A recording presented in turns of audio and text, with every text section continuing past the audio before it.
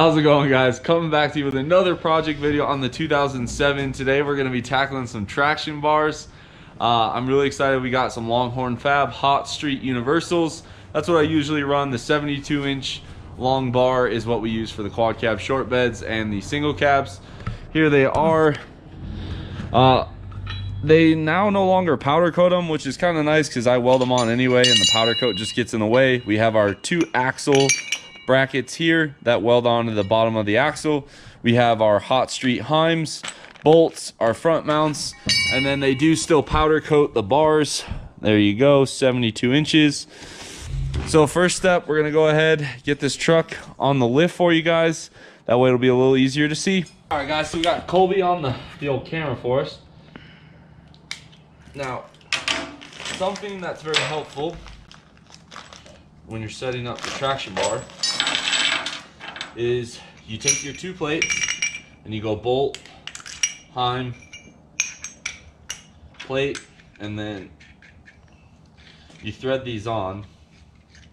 And what this allows you to do is set the spacing, and as long as you weld it evenly on both sides, you won't have to worry about it pulling.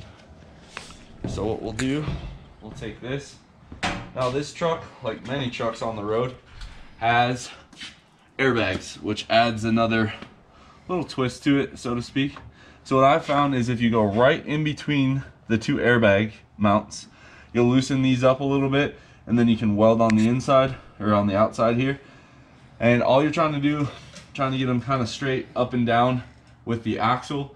And I'll get 1 tack welded on, and then what I do is I have somebody help me line it up and we eyeball the second one. And that's been the easiest way I found to do it. So we'll go ahead, sand off some of this powder coat here, so we got a good surface to weld on.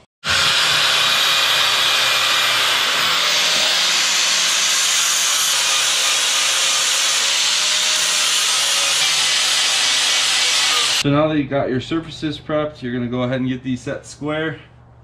And again, you're trying to just get them lined up here.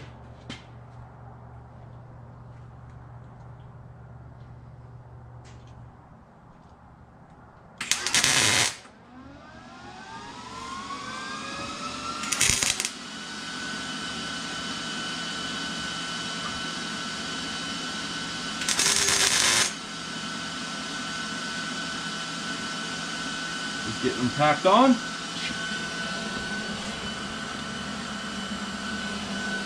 Perfect.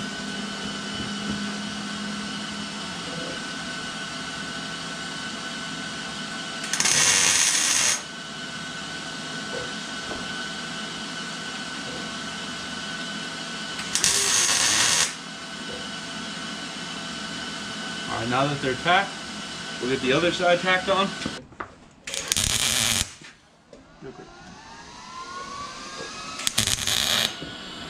Alright, then you verify your work after you tacked it and make sure it's where you want it.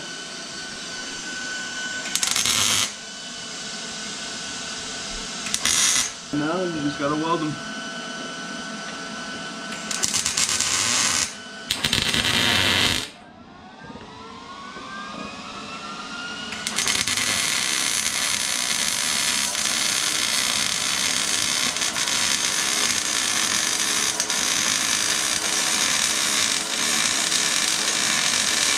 So once you get the brackets welded on, finish welded, you're gonna go ahead and assemble the bars. What I do is I take a tape measure, and all I'm doing, making sure I have the same amount of heim sticking out on both sides. Once you're there, you do the same on the other end here. Make sure you have the same amount. And then you're gonna go ahead and lift this up and see where it sits on the frame, and just kind of take a mental note. So we're right by the splice, about halfway through the body mount. I'll take them down and I'll grind this down. That way I have a clean place to weld from. All right, from here we went ahead and got our airbags hooked back up. And now we have it sitting off the lift. We're gonna go ahead and lift up on that bar, put it on the frame, get it tack welded. Again, you wanna do this at ride height, because like anything with triangles, if you change this height here it's going to change the bar length going diagonal. Not much, but it's enough that it does bother me. So I do tack weld these on the ground. All right, so now you get your bracket on there. It lands right where you wanted it to. Then you want to square it up. Hook up your ground.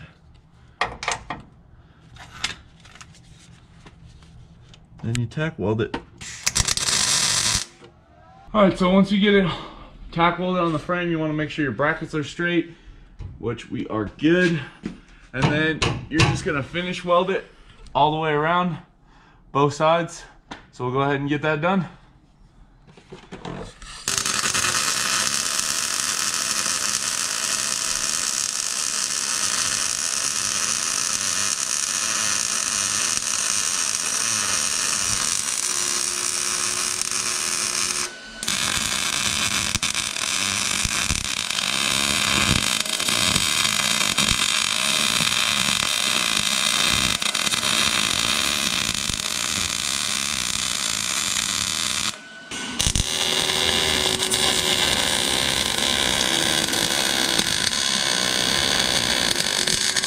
We got them welded on. Again, front side, back side. I'm not a welder, but I will show you my work because I ain't scared. And then here's the other side of this one. Again, just folded the frame. I usually do a pass, like a root pass, and then I cap it like that. And now we will go ahead. We're gonna pull the bars out, undercoat the brackets, and from there, just install the bars. We got our brackets painted. We're gonna go ahead, we got our bars thrown up. We're gonna go ahead and red Loctite these nuts onto these bolts here and tighten them down. We're gonna leave our jam nuts loose for right now, because when we put it back on the ground, we'll set preload. So I don't know if there's actually a torque spec. I just go until I feel like the bolt's about to snap. All right, now that we got all these tightened up, we're gonna go ahead and put red Loctite on the lock nuts for the Heims. We'll set it down. I use a pipe wrench and a large croissant wrench. I use the croissant wrench here and the pipe wrench on here. And again, all I do, I go till they're kind of loose on the ground, and then I give them one turn of preload, about a half turn of preload, and they work pretty well on the street. Right now, just like we did on the other bolts, little dollop of daisy there, and then the bars are tight. So right here is what I consider loose on the ground, and these are reverse threads, so you spin it and it adds preload. It'll either make the bar longer or shorter. So we're free here. Give it that quarter turn, and then I put the jam nut down. She's ready to go. You're gonna do that on all four sides. Like I said, tighten them down pretty tight and you'll be golden.